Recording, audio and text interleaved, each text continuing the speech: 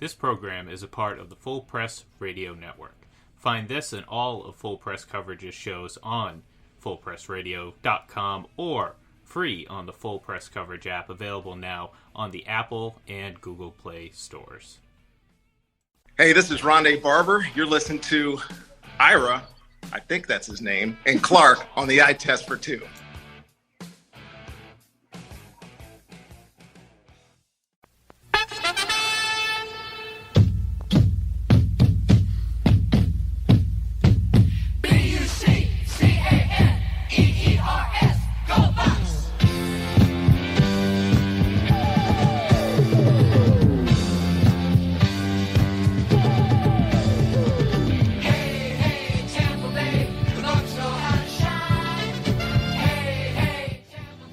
I don't think I need to tell you why we're playing that intro.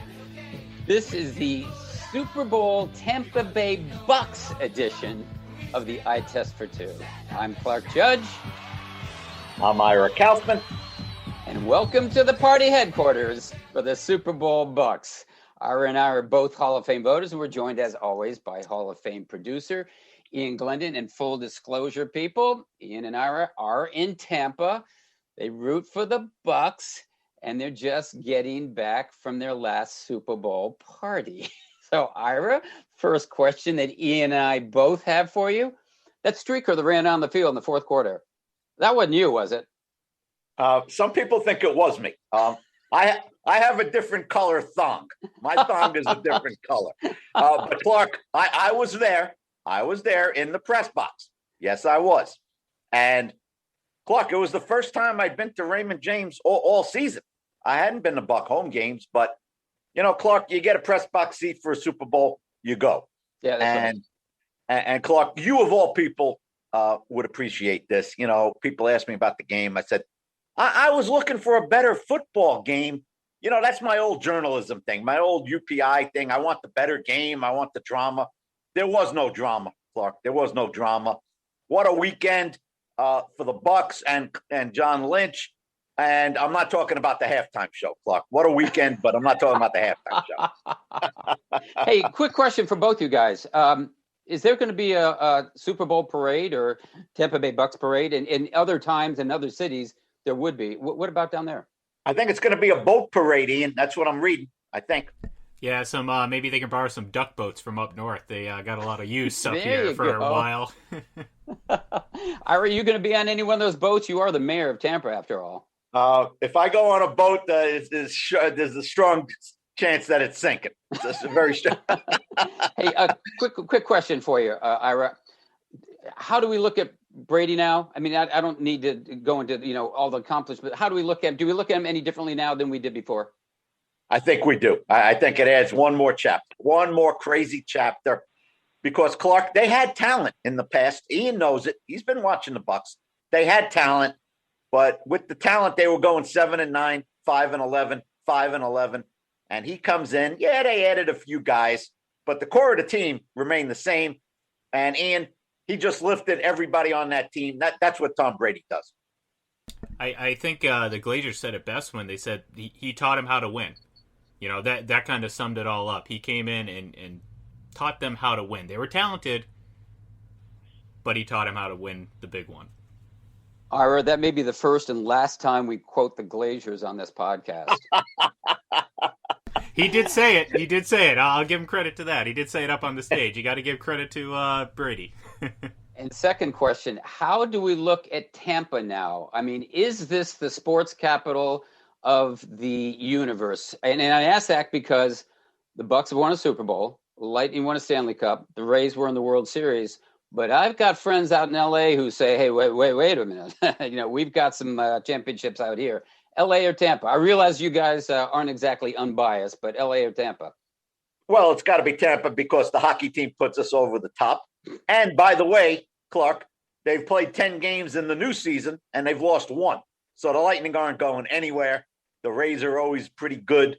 And Clark, with your man Brady coming back for 2021, there's no reason to think the Bucs are going to fall on their butts. When you say go ahead, Ian. I was going to say this: wherever Tom Brady is the center of the sports world. So that's my answer. Nicely said, Mr. G. our last question, when you said Brady's coming back for 2021, are you talking about 20 years, 21 years, or 2021? Clark, I'm telling you, when anybody else he says he's going to play 3 or 4 more years, you say that's crazy. Anything's possible with this guy. Anything. Yeah, right. Well, anyway, congratulations. That was, I thought, actually, Ira, I love the game because as a sports writer, I like to write early and make deadlines. And by halftime, you go, you know what? I think I can get my lead. So there was, and certainly by the third quarter, you could.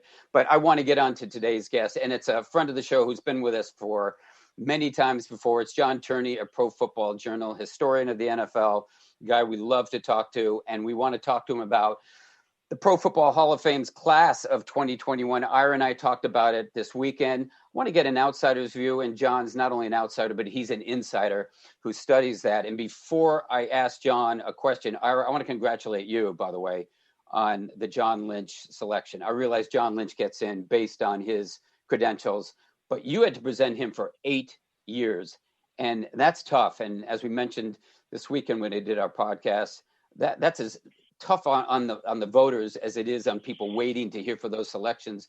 And you did a great job in your presentations. Congratulations. Thanks, Clark. They say don't get personally involved. Yeah. You can't help it, Clark. You work with these people so closely, it gets very emotional. Yeah.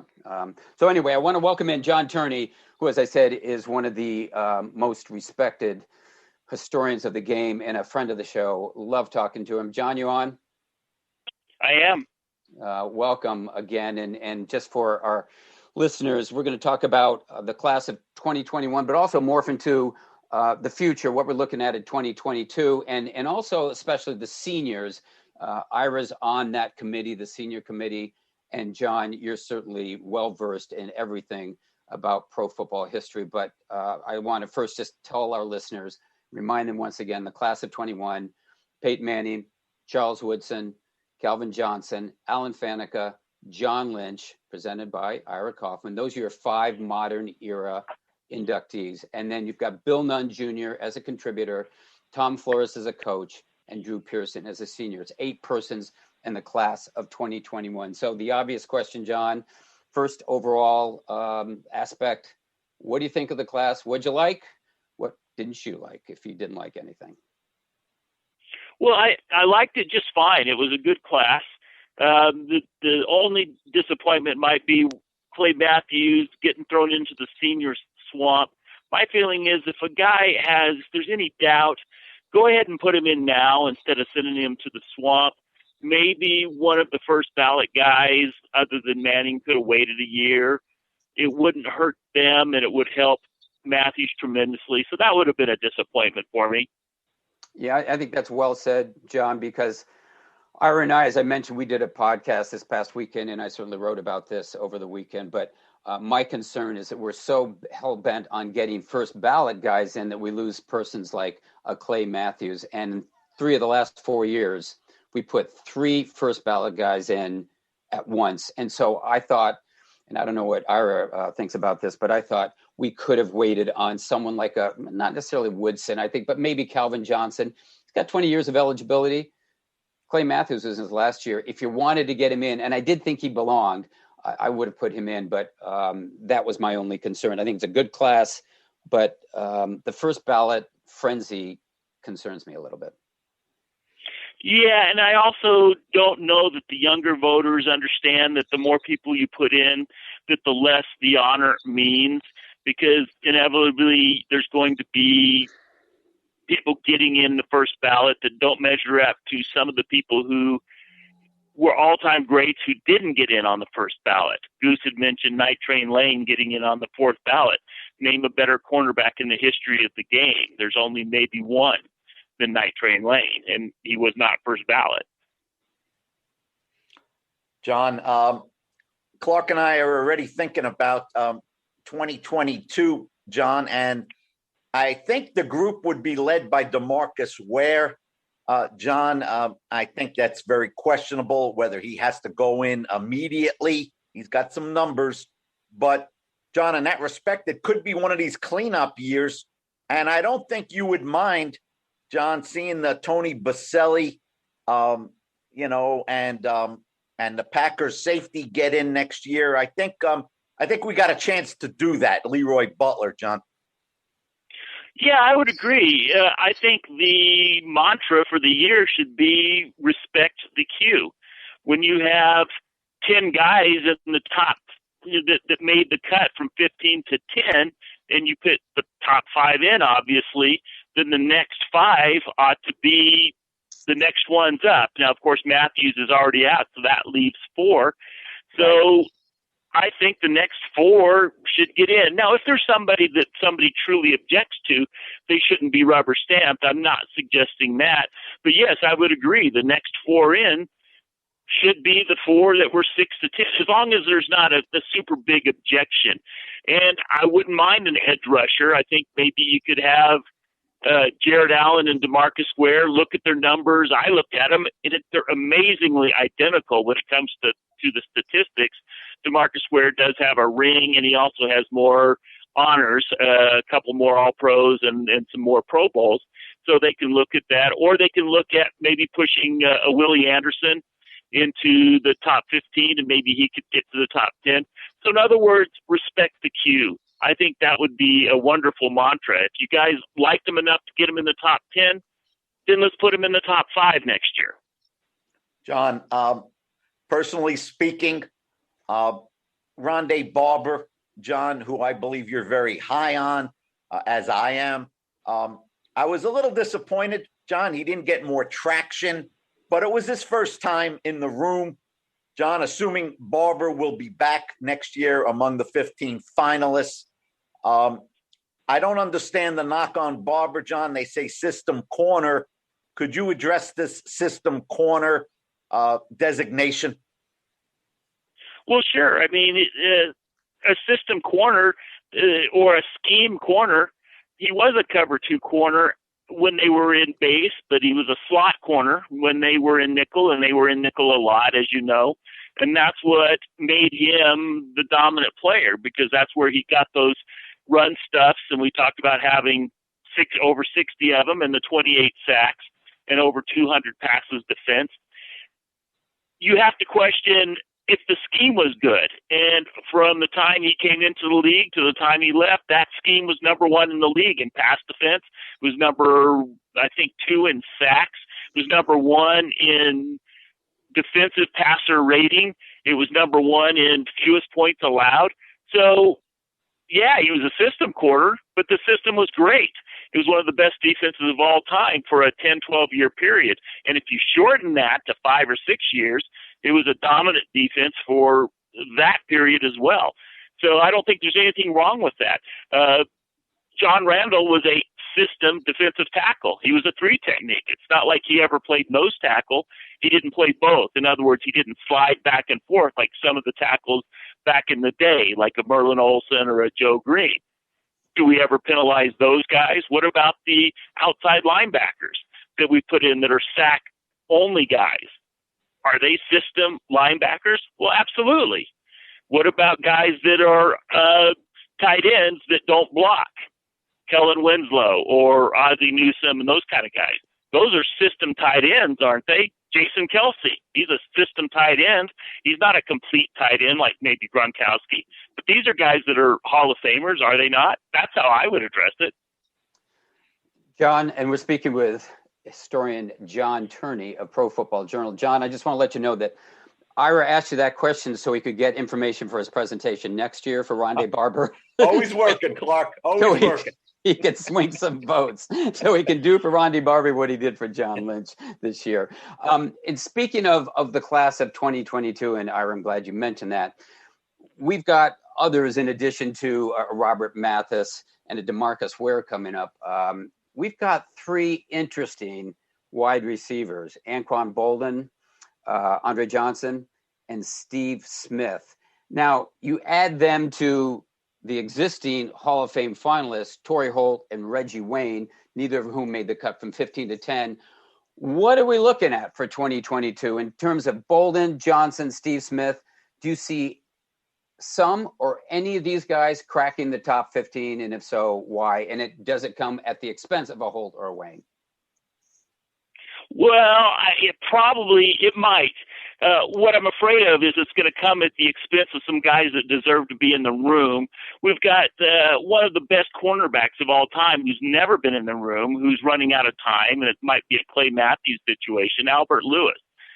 He was a guy who played man corner. He played zone corner. He played the slot under Mike Gidding's system. He calls him, he's a must for getting in the Hall of Fame. He was blue more times than you could count, and he was the greatest punt blocker of all time. And it's a lot harder to block a punt than a kick.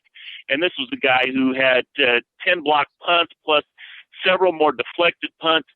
At least he deserves to be in the room. I'm not saying he's going to get in, but he's got 2 years of eligibility left, I believe. He's not maybe going to get a chance. We couldn't get Bryant Young or Willie Anderson on the top 15. What I'm afraid is the skill players are going to get the privilege of being on the top 15 just because they're skill players. Yeah, I wish they would. I just don't like that part of it. I don't disagree with you. And I don't disagree with Ira when he's talking about some of these players moving forward and you saying a cleanup year and Ira saying a cleanup year, because I think it's a chance now for Baselli, who will be in his 16th year, Butler, who will be in his 16th year, and Richard Seymour, who I think is something like 4 or 5 years into his eligibility. So there's no rush there. But people have been waiting, Zach Thomas, another guy, people have been waiting to move them forward. And I hope that's the way other voters look at it. But just based on what we've seen over the last 4 or 5 years, I'm not all that confident, to be honest with you, because there seems to be something going on with Baselli that they can't cross the finish line with him. The last 5 years, he's been a top 10 guy. And Ira and I talked about this past weekend. There's been nobody in the history of the Pro Football Hall of Fame voting who's been a top 10 guy for 5 consecutive years. Kuchenberg was a top 10 guy for 5 years, not 5 consecutive years, but 5 years. And I don't know what that says about him, but in your mind, a guy like Baselli, would you move him forward? Would you move him forward? Would you move Butler forward? Would you move Seymour forward? Yes, absolutely. I think they've earned their bones. They've been there in that top 10 you talk about.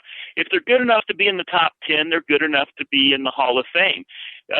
There's no reason to waste any more time with them, because the more you do, then the more there becomes a backlog. I think the reason Baselli did wait is there have been other offensive linemen that he was kind of fighting with, metaphorically, because as you know, voters like to balance their tickets. They like to have maybe just 1 or 2 linemen. They like to have diversity in terms of they don't like to have 2 guys from the same team. I think that might have hurt Butler a little bit, because Whitson spent a lot of time with the Packers.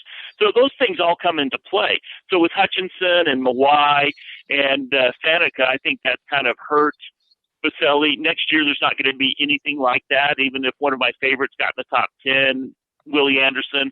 I think Baselli would deserve to get in first, just because we need to vet Anderson's all the way. So yeah, I would absolutely put all 4 of those guys in, just so they don't muck up the works for the guys that are coming up in the future. Unless somebody can really say, Zach Thomas is not a Hall of Famer, and here's why. Well, okay, then the voters would listen to that and see. But the other 3 are absolute. Let's put them in. They deserve to be in. And then we could move on with the class of 2023. John, I'm going to ask you to go to some of these committees now and leave the player room for a second. John, we got some sad news about Marty Schottenheimer. And John, it looks like every year there will be a coaching candidate, and usually that guy's going to get in. So on Schottenheimer in particular, John, I asked Bill Polian this, and I said, hey, can we ever consider a coach for the Hall of Fame that never kind of got to the showcase game? And there was kind of a consensus that no, it's an absolute necessity that you at least get to the Super Bowl. John, some thoughts on the late Marty Schottenheimer?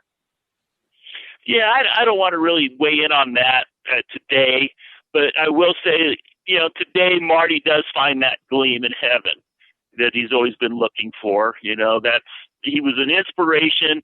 He was part of that old school thing that came from players in the 50s and 60s. They all kind of coached the same way. Chuck Noll, Don Shula, Marty Schottenheimer, the strong running game, the strong defense. we will get it done by playing smash mouth football. Chuck Knox was kind of in that same light, though he was not an NFL player, but he was the same kind of guy. And there's something to be said about that. It kind of respected their upbringing. We're going to earn what we do. They kind of issued the passing game, if you know what I mean. They didn't want the cheap yards, and they didn't want to be risky. We're not going to turn it over. We're not going to throw interceptions. And so they were not part of the Sid Gilman, Don Coryell thing where they would sling the ball around. It just was against their nature. Maybe it was just something in the culture back then. And so Marty was the epitome of that. That's what I think of. And John, on the contributor front, again, every year a contributor will be presented and probably get in. John, what are your thoughts on maybe an out-of-the-box pick like an Art McNally? His name's been tossed around a little bit. John, do you think officials need to be recognized in Canton? Well, if you look at the original charter of the Hall of Fame, it was to recognize players, coaches, and officials. I don't really have a dog in that fight. I always pitch for Seymour Siwop of Elias Sports Bureau. I don't think he has much. Yeah, I don't think he was a real pill. He and I went round and round over the Sachs issue of whether Sachs should be recognized or not. But he was an ornery guy. But the reason I speak up for him, and I don't know that he's ever got a chance, but if you think of fantasy football, if you think of what the NFL is now, it's because of the numbers. And if you didn't have him, you wouldn't have the numbers. If you look at third down conversions, if you look at all those different statistics, it began with him and his company. So I make a pitch for him. But if it were Art McNally, it would be fine. If they found somebody like, if we're going to put in Bill Nunn, what about a Don Klosterman who played the same kind of role for the Chiefs and the Oilers and the Rams? So there's lots of contributors out there. I have no dog in that fight. Clark, I care more about the seniors committee. Clark, I got to know Seymour Siwop when I was with UPI in New York. He was an ornery character, Clark. And it's interesting that John brings him up because I think he's kind of in the category of the Sables, Clark, in terms of the history of the NFL. And Siwop was very much a part of that. Yeah, no, I don't disagree. I think you're absolutely right about that. But that might end up hurting him with people saying, we put the Sables in, we put in somebody else in along the same lines. John, I want to ask you a question on the other category, which is the senior category. We're talking about respecting the queue, and we're speaking with historian John Turney, the Pro Football Journal. But the senior committee that Ira's on, and that you often weigh in on in terms of just looking at it and evaluating what's going on there. We had Drew Pearson come out this year, and he apparently, and I'm not going to ask you to confirm it, but I've heard it from several people that Ken Riley of the Bengals was second in that room. So if you're respecting the queue, Ken Riley should be next. He should be the next guy. Would he be the next guy for you, or would it be someone like let's say a Randy Gradishar, who people talk about, or a Ken Anderson, former quarterback for the Cincinnati Bengals? If you were on that committee, who would you push for, John, as the next senior? There's no doubt about it. It would be Randy Gradishar. I don't think it was fair. And look, it's nothing against Ken Riley, and it's nothing against the Cincinnati Bengals, and it's nothing against the people who were pushing for Ken Riley. And look, I love you guys. You have a thankless job, and you're going to get criticized from everybody, even guys like me who love what you do and respect you. But when you have a Dick LeBeau in the room who coached Ken LeBeau, well, of course Ken Riley's going to end up second. By respecting the queue, you look at Randy Gradishar, who narrowly missed getting in the Hall of Fame proper in 2003, 17 years ago. He lost out to Elvin Bethea.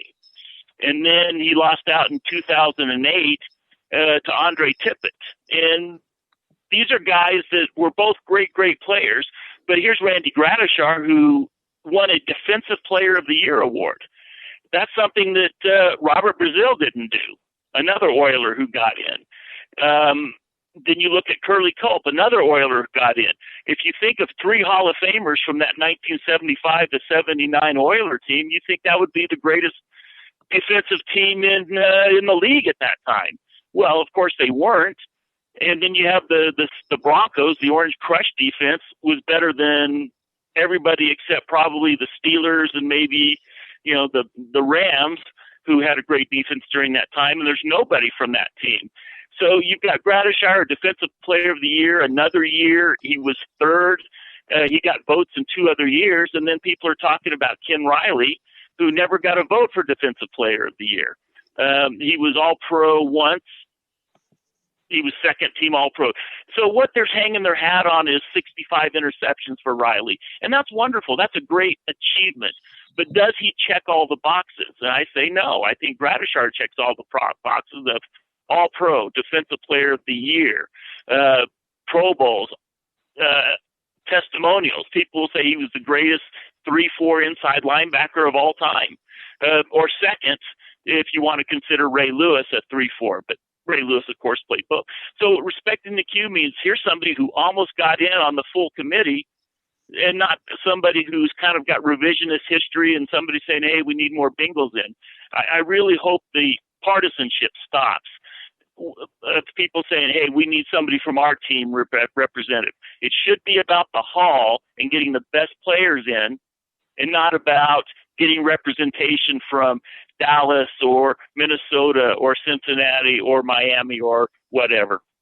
Hey, that's my rant. I'm sorry. No, that's okay. That's why we have you on here. We love to hear your rant. One last question for you. We had Eddie DeBartolo, former 49ers owner, on here last week, and he was talking about someone on his team because that's the way the question was asked. If you had somebody from your team that you could give a gold jacket to, who would it be? And he said, geez, only one person? And the answer was yes.